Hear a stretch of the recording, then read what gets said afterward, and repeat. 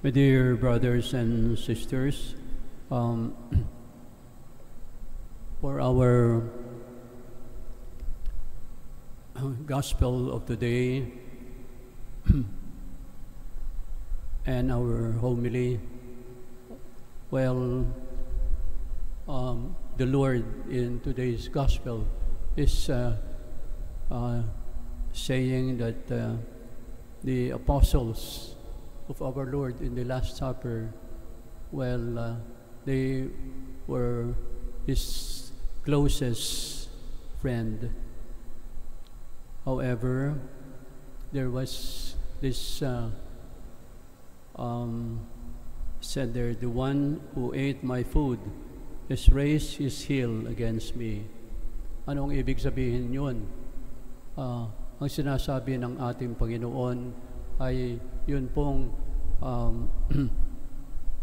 yun pong si Judas na siya po ay sinabihan ng ating Panginoon na kanyang sinabi na umalis ka na dito, and sinabi pa niya na ginamit mo yung heel mo dahil pinaslangan mo ako. And that is what our Lord was saying. So my dear brothers and sisters, itong Saint, itong si Judas ay anong nangyari nung umalis na siya? Kasi sinabi ng ating Panginoon, sige, umalis ka na. Ayun pala ay masyadong mahirap yung kanyang ginawa dahil hindi lamang siya kumuha ng pera doon sa kanilang grupo, kundi siya because he was very much sorry for what he had done. That, as we know, he went to a tree and then he hung himself and died. Yan po si Jude, and is the traitor of our Lord God. Now, my dear brothers and sisters, this is what our Lord was saying to Jude, the one who betrayed our Lord, and to the group. I remember a story that happened in France. Alam mo itong medical doctor, and he was a good doctor. However, nagkaroon ng alitan ng isang tao, at ang nangyari po ay itong doktor ay napatay niya ang kapwa ng tao. And because of this murder, he was caught, and then he was brought to an island in France, kasi French po itong lalaki, at doon siya ay he was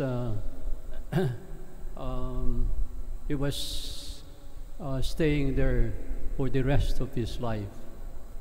So alam niyo mga kapatid, nung nandun siya in that island of prisoners and of murderers, well, he was there. Pero this man, this doctor, he was not discouraged at all in spite of what he did.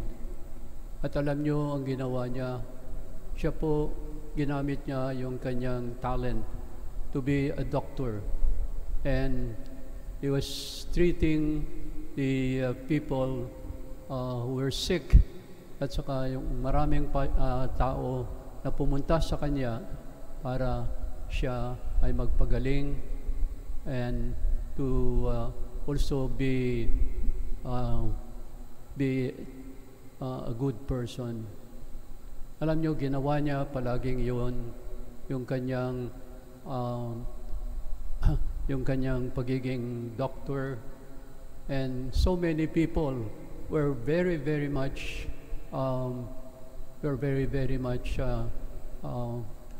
happy, not only happy, but they said na hindi pala ito isang murderer, sabi nila, but he's a good doctor. At nung siya po ay mamamatay na, itong taong ito, itong doctor, whom they said before was a murderer. Alam nyo, ang daming tao na pumunta doon sa lugar na ito, where many of them were also in prison. And nung namatay siya, at siya po he was already in a coffin. They were saying, itong taong ito, hindi siya murderer, hindi siya namamatay ng tao, kundi siya ay isang santo. Ito, sabi nila, na itong tao ay he is saint before our eyes and before the eyes of God. So, my dear brothers and sisters, such a beautiful, true story, na kahit na he really was a murderer, even though he made a lot of blunder in his life.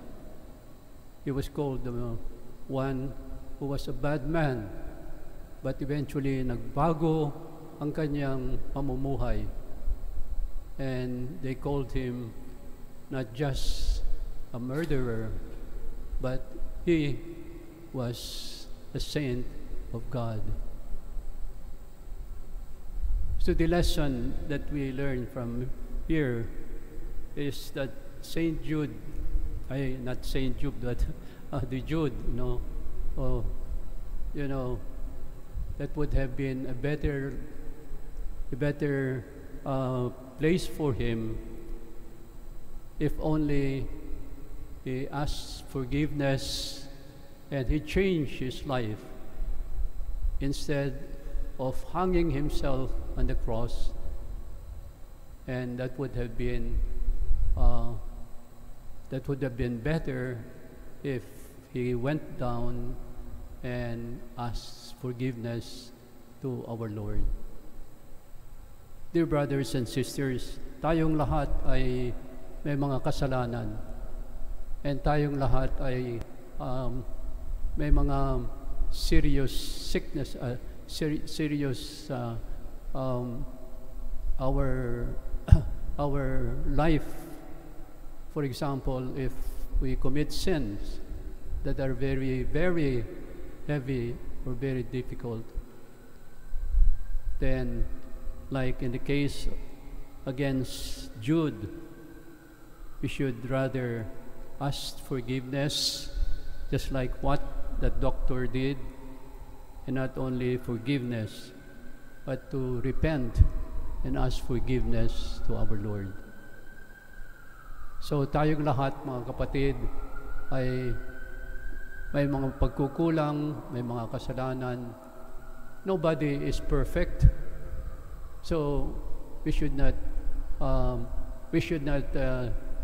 already think that we are already useless, that we are like Jude, but rather we should rise and ask forgiveness from the Lord. So now, let us think of this and remember also what the doctor who was known as a killer, murderer, but he became a saint before the eyes of God. Amen.